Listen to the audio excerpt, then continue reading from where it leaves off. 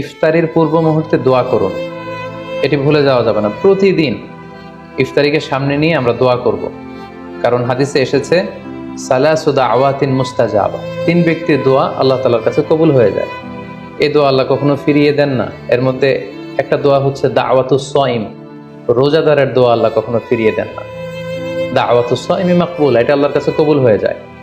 ঠিক ওই মুহূর্তটাতে আল্লাহ তাআলার সফট কর্নার খুব বেশি গ্রো করে, আল্লাহর রহমতের দরিয়ার মধ্যে একটা অভাবনীয় জোশ পড়ে যায়। আল্লাহ তাআলা এই দৃশ্যটাকে খুব দেখতে পছন্দ করে, যে বান্দা সামনে খাবার নিয়ে বসে আছে, শরবত নিয়ে, পানীয় নিয়ে বসে আছে, ক্ষুধায় তৃষ্ণায় সে জর্জরিত, সে চাইলেই সামনে থেকে নিয়ে মুখে তুলে খাবারটা খেতে পারে, কিন্তু সে আমার ভয়ে খাচ্ছে না। তখন আল্লাহ তাআলা এই দৃশ্যটা দেখতে বড্ড পছন্দ করেন। ঠিক এই মুহূর্তে আপনি যখন বুদ্ধি করে আল্লাহ তাআলার কাছে চাইতে শুরু করবেন, কায়মনো বাক্যে চোখের পানি ছেড়ে, আপনি চাইতে দেরি হবে, এই দোয়া আল্লাহ তাআলার কাছে কবুল হতে দেরি হবে।